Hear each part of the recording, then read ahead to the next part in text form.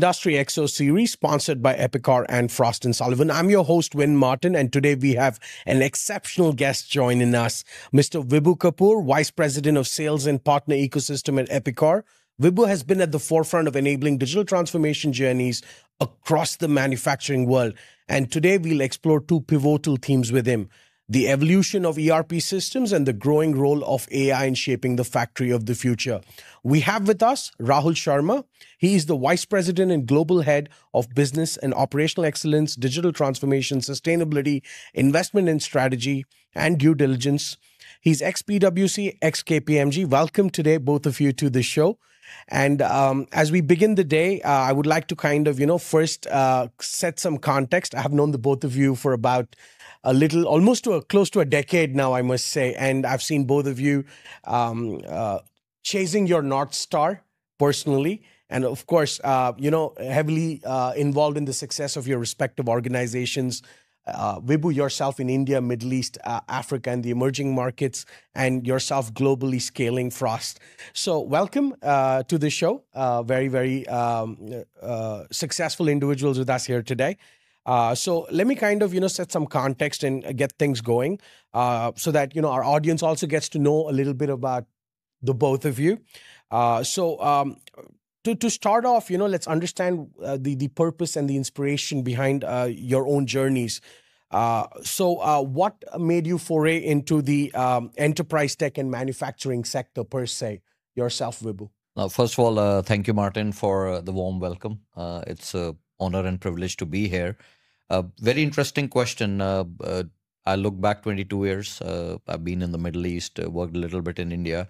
But all the credit goes to my background, which comes from deep-rooted family and the relative ecosystem back in India. So we come from a family which is hardcore manufacturers. And the last bit I know from my great-grandfather, they were into trading and manufacturing during the British colonial rule.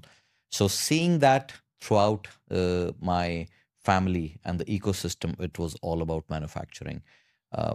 And that was the time I realized this is in my blood. I want to continue operating in it, understanding more about this particular sector. Having said that, it was also the time when IT sector, the technology sector, was booming. And I was realizing, seeing my own family, that we still run on archaic systems. It's not totally out there. I ventured my education into the IT sector, and boom, that was the right time when I realized that the merging of both manufacturing with the enterprise tech is a much needed game if ever India and eventually Middle East has to grow. That's wonderful. That's where the marriage happened. Okay, great. And Rahul, what made you, look at the manufacturing sector? A little bit about your background and how you got into this. Well, first of all, thank you very much for inviting me. I really appreciate it. Manufacturing has always inspired me. I, in fact, did my education in manufacturing, and my entire experience spans across manufacturing, digital manufacturing, and solutions thereabout. I believe that the manufacturing folks challenge themselves every day, be it on the shop floor, be it on supply chain, logistics, design side of it, and so on and so forth. And I'm privileged that I got the opportunity to work for various organizations and clients, be it Case New Holland, Caterpillar, Airbus, Chrysler, and so on and so forth.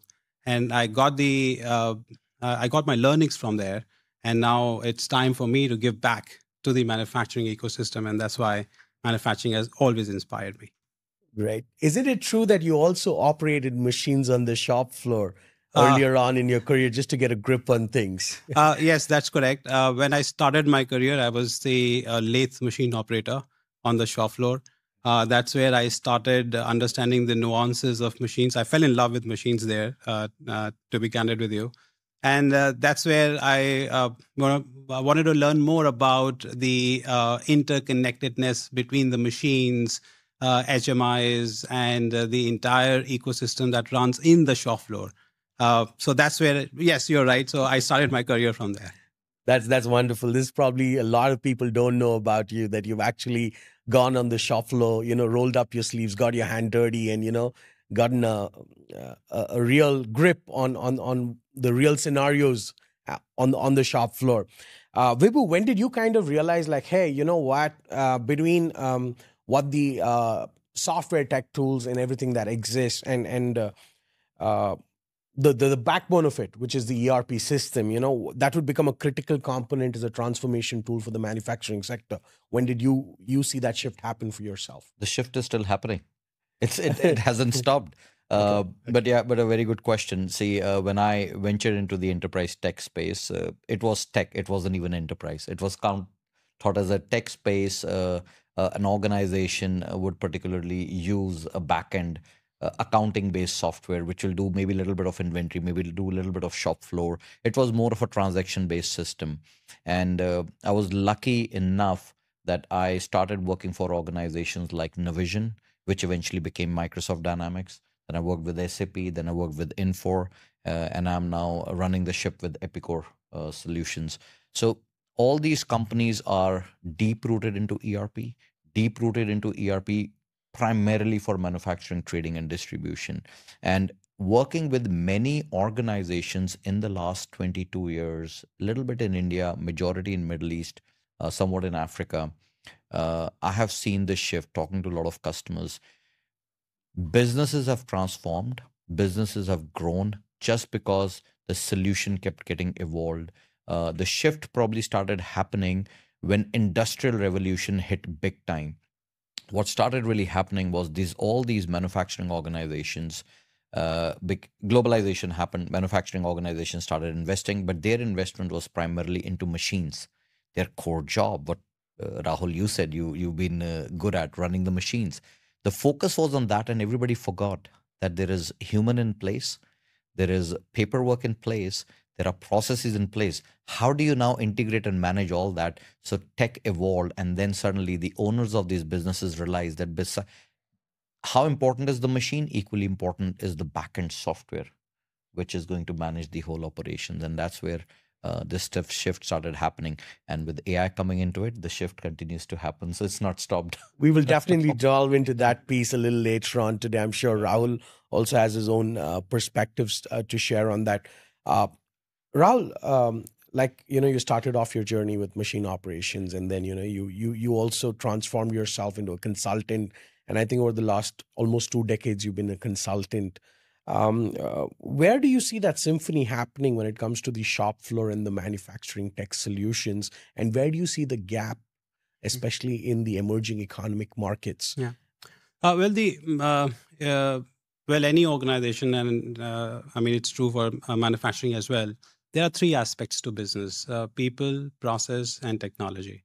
So when we are talking about machines, we are talking if the machines are not integrated with solutions, then there's only this much that you can do.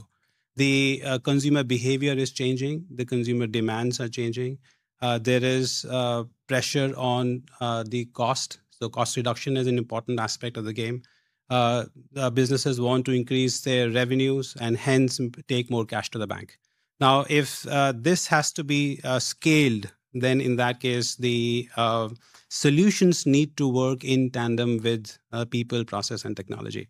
ERP, of course, is the backbone of an organization, and it sits on top of PLM CAD.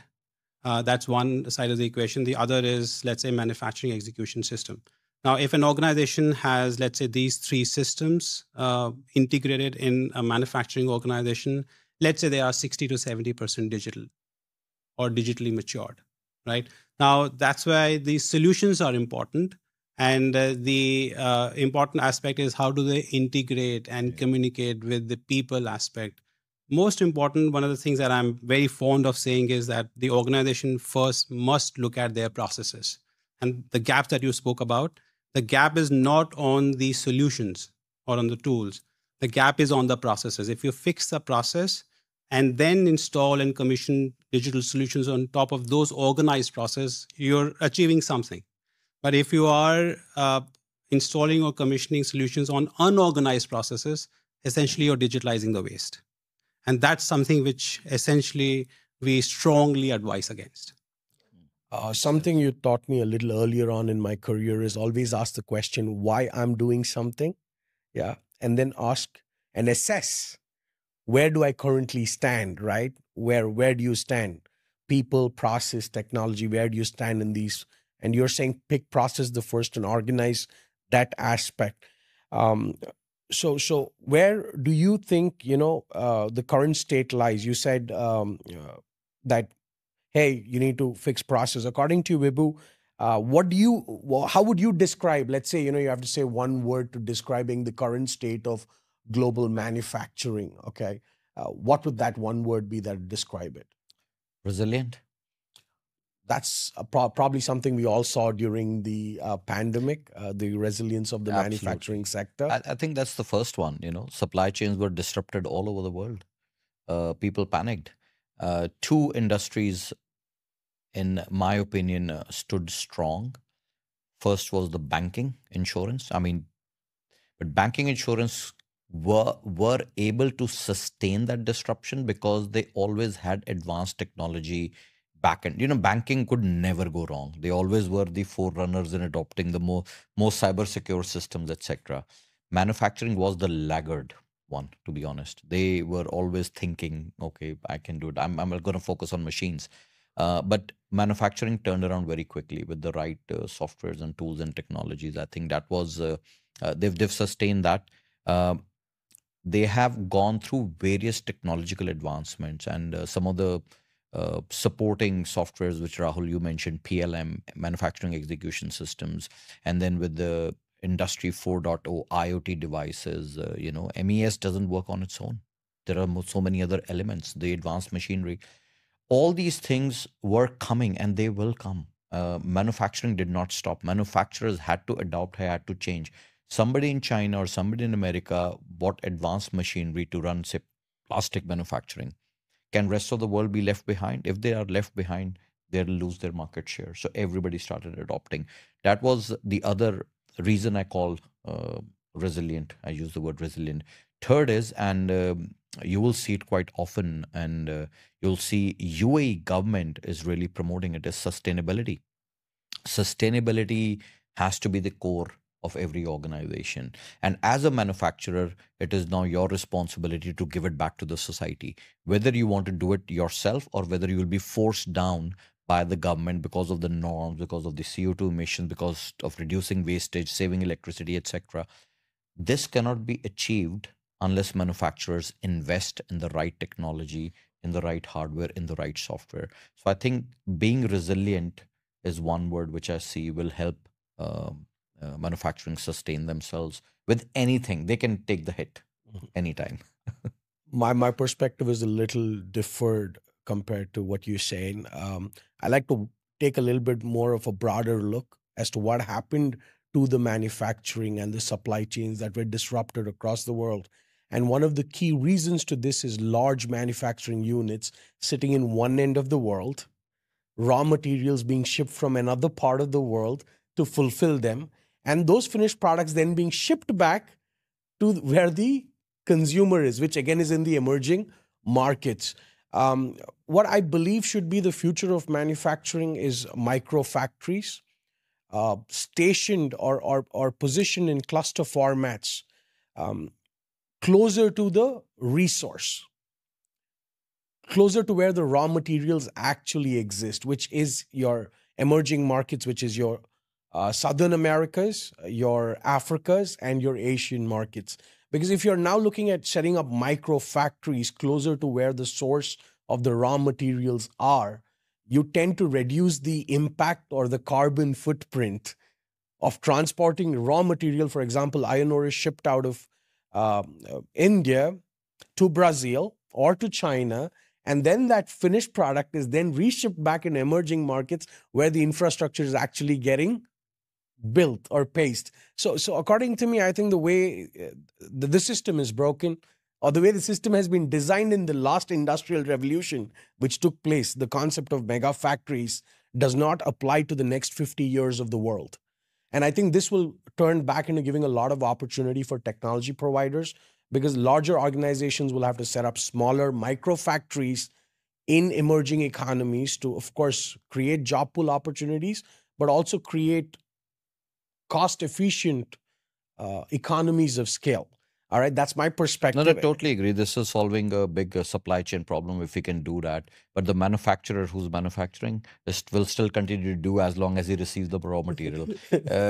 But yeah, we'll talk about customization and personalization if we get to that point Mine today, is the because that's what utopian world. I'm not a techie. I'm not a consultant. I live in utopia. But you have to bear in mind, and this is something that I learned very early in my consulting career, that your solution could be very good. It might look phenomenal, when we put it on papers. But there is one thing which actually overshadows your entire consulting solution, and that's called taxation or tariffs. Right? Yeah, In agree. today's world, when we talk about tariffs, then again, where do you put your factory? In fact, becomes a very important decision-making parameter as well. But you picked up a sensitive word, Yeah. right? And linked to somewhat this geopolitical tensions Yeah. and tariffs and trade wars.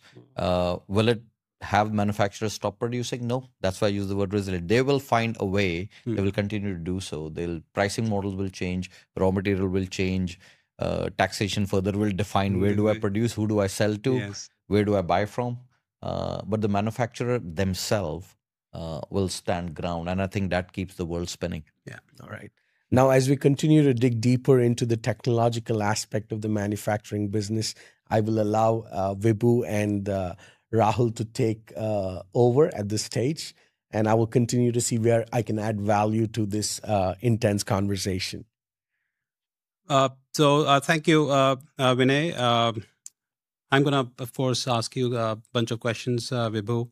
I want to first talk about the shift on the modular purpose-built ERP versus open source. I think it's a bit of a touchy subject. I want to, of course, pick your brain on that. How are legacy systems giving way to modular ERP in manufacturing? What's your take on that? See, the transition within the ERP world has been tremendous. And I would say remarkably, they have given value to the customers who have adopted them. Of course, there have been challenges on deployment, implementation, processes not being understood well, or the changes within the organization happening too rapidly. And the other one is change management within itself from the customer end. It's a marriage hand in hand. Legacy systems were always viewed more as a transaction-based system, a system of record. You do record keeping, you do the transaction, you post an invoice, you send out a PO, and there you're done. And then eventually you end up matching your trial balance and eventually a balance sheet, and maybe an archaic report will come out. But gone are the days, the system is more integrated. Rahul, you use the word integration quite a lot. I think you cannot go wrong on that, and you cannot miss that critical element, because if the different systems don't talk to each other, it won't work. But when you come within the ERP, in today's day and age, the standard and core ERP system have different modules built into it, and that really provides value to the customer. So in terms of its one core system, end-to-end ERP from finance, supply chain, inventory, warehousing, manufacturing, HR system built into it. And on top of it, what has also progressed is the add-on solutions, or what you call plugins, or you can call them line of business solution. There's an organization which is hardcore manufacturer, but also has a large staff, and you need an HCM solution to cater to their needs. We cater to a lot of oil and gas customers, but we generally cater to their manufacturing sector. But what happens is they also have a lot of assets. So generally, most ERPs would have an asset management system to it, but on top of it can sit an asset management full-end solution, which is called a line of business solution. So modular systems do help the customer grow and scale. And what it provides customer with the flexibility is that you grow with the system. You keep adopting these modules as and when they come, and they grow as your business is growing. You can add more divisions, you can add more companies, you can go multi-country, multi-currency, and businesses can expand. It can happen in the phased manner. Basically, in short, you don't have to boil the ocean on day one. The other shift, when you talk about legacy to the modular, I think the other shift which we have seen and is continuously happening is the CapEx OpEx model debate, which I think we all know who has won, right? The CapEx model is going away. The OpEx model is here. So by OpEx, just to be clear, it means SaaS-based ERP system, right? The organizations today don't want to take the headache of hardware, security system, middleware. It's plug and play on the system. And what it comes with the industry best practice. So what we give on the cloud is industry-specific, verticalized ERP system, which will suit your business. And I think that's where the world is heading. And once it's on the cloud, the modular based ERP system and more technology coming into it will only grow and enhance, whereas the customer can focus on their business and the provider can focus on building the right solution for the customer. And that's interesting, Vibhu. You touched upon and used a bunch of words which are quite important. You spoke about modular, you spoke about customization, you spoke about purpose built. Now, in your view, why is purpose-built ERP relevant in today's, or more relevant in today's dynamic manufacturing environment than the open source alternatives? Now, people might argue, or businesses might argue that, hey, open source, there are advantages to that as well. So what, according to you, are, let's say, the advantages and disadvantages on that side? A great question, and I'm not trying to... it's a pros and cons debate basically, and open source has always been there. Even before ERP came into the play, there is always a debate upon open source and paid software, etc. Now, it totally depends upon, number one, what the customer appetite is. Please understand the journey of an organization. In my view, and what we are seeing today, an open source ERP system, because the discussion is on ERP, it's very suitable for, let's say, a home office or a small business trying to become a large business, or they know that they will become large at some point in time. So it's an easy entry point. You can quickly adapt. You can get into it, start doing your minuscule basic jobs. So that's where open source ERPs really come in handy. And it can, to a lot of extent, complementary in the sense that it can be a stepping stone. But at some point, if the business is growing, and the business is getting complex, it has deep manufacturing requirements. In my opinion, open source cannot give you that, because open source reliance is a lot on third-party individuals, third-party plugin, market space. What it doesn't bring into play is the best practices which are built within the core ERP ground up. And there I will give an example of Epicor, the company I operate in. It's a 50-year-old company. It is built for the make, move, and sell economy. Make is the manufacturer, move is the trading and distribution, sell is your retail and e-commerce kind of situation. So we have different ERPs. Now, 50-year-old ERP, it's the same ERP. It's the same ERP available on the cloud, and all the modules are fully integrated. All the functionality processes are built into the system, and it's ground up, bringing the best practice.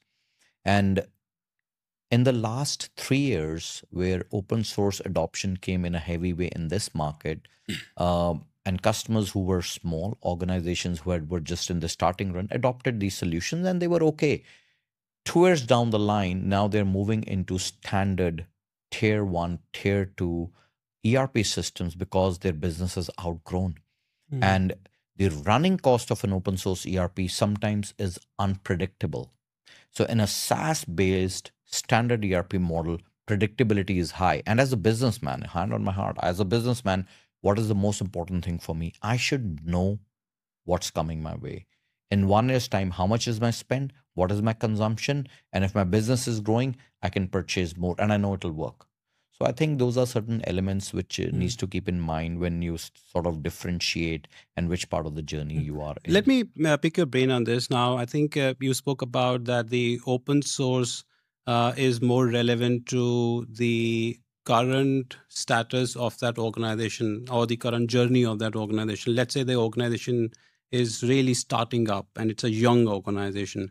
Now, I want to quantify that. If I talk about, let's say, revenues, and you can talk about headcount as well. So according to you, just a ballpark figure for the audience, what could be the revenue headcount where an open source might work, and where the transition towards, let's say, a purpose-built ERP might I'll just straight away tell you the revenue, less than $1 million to up to $5 million. That's the business we're looking at where open source can work. Open source for a higher revenue segment, Rahul, can also work, but the business is not complex at all. It's just basic transactions which they do, and some of the modules which can use. In terms of employee strength, could be anything, 5 to 50 employees, 5 to 100 employees. Now, again, depends upon, are these employees users? Are the employees on the shop floor? Is it a trading organization? Are the field salespeople, etc.? So in that scenario, what do you think? How would purpose-built ERP would then scale along dynamic businesses then? See, again, the modular approach really comes in handy. Standard ERP, which is Epicor is one of them, they come with the best practices built into the module. So they keep scaling with the manufacturing organization. Whether you're a discrete manufacturer, you're made to order, engineer to order, stock to order, you're into fabrication business. So these standard core ERPs have all the built-in functionalities. I'll give you a very classic example. When you can go to fabrication, large fabricators in Saudi Arabia or even in UAE, where a lot of chopping and cutting of heavy metal happens to turn into another product. There's a feature called advanced unit of measure, which you won't find in many of these standard ERP systems. So these kind of functionalities are available today in all the ERP systems. Besides that, it's not just the ERP, it's the entire support ecosystem and the product management which sits behind, and the R&D money is spent in. So all the customers talk about the AMC revenue, the maintenance revenue, or the cloud revenue which companies generate. Majority of this revenue goes into R&D of the organization, where they continue to keep building on these ERP systems and all these modules. And there's again a massive shift where you're supporting customers who were on-premise deployments. Take that on-premise deployment. If customizations have been there, move those customizations and port them on the cloud without disrupting the business. The other one, how we address the dynamic manufacturing scenarios, is the updates and the upgrades. Yeah. So there are frequent updates which these ERP organizations, and Epicor does quite often within the year, and we do announce it to our customers well in advance. But what I would like to highlight is Epicor has a policy of providing 2 major upgrades in one fiscal year. So not only our own teams get enabled, the customer gets a sneak peek. They understand what new functionality is coming in. Then they match it with their business. And what happens is when the customer is matching in and say, hey, listen, before I was doing so-and-so work with a workaround or with some minor customization, but now this functionality is standard. It's going to be in my part of my system. And they get it ready in their cloud. And before they adopt it, they are given about 30 days to test it on their pilot environment. So they do the testing. And we are not just building functionality because we have to build it. It's feedback mechanism. So Epicor has something called Ideas Portal. 23,000 customers log on to their ideas. We review it. It goes to our product management. We pick the ones which are most critical. We build it into the software and it releases back to the customer. So this is how we handle all the dynamic changes that are coming in. That's interesting. And I want to double click on that, because no ERP can work in isolation, right? Yeah. So your organization, Epicor, of course, is known for working closely with vertical partners. True. Now, how does this help manufacturers create tailored systems? Well, is that possible? If you can just take us. So no, vertical solution, vertical partners. Yes, we do follow that philosophy. So first of all, Epicor as a company has 2 go-to-market scenarios. And we always try to adapt what the customer requires. So one is we have the solution, we have our own professional services organization, which generally enter large, complex, deep end implementation. But besides that, we also cater to the mid-market. And mid-market, from revenue perspective, $50 to $100 million, $50 to $250 million. Now, these are variety of manufacturing organizations. So we have our channel partner ecosystem, which are experts in implementing. And I'm proud to say within the Middle East and even in India, we have partner organizations which are working with us for the last 20 years. So they know the product inside out. They've built verticalization or industry-specific modules on top of it. I'll give you an example. We have a partner in the Middle East. They are an expert on precast manufacturing. Though Epicor can directly do it, but they've built a module on top of it which speaks only the industry language for precast manufacturer. I have another partner in Saudi Arabia which has used Epicor Kinetic manufacturing ERP and built an add-on top of it which works purely for the pharmaceutical sector. So what it does for the customer is, because when they want to see the product, they want to hear their language. The other benefit which the customer wants is quicker, rapid implementation with a standard predictable cost. So it's a repeat model which we continue to do.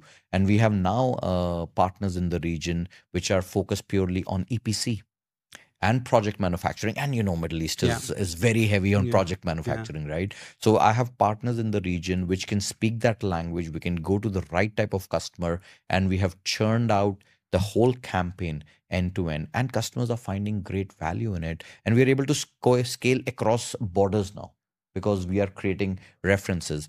And from internal perspective, Rahul, I believe, and that's what I implemented when I joined this organization, is one mantra which we tell to all our sales and solution engineers is sell, repeat, and extend. So whatever is sold, we want to make sure that customer is happy.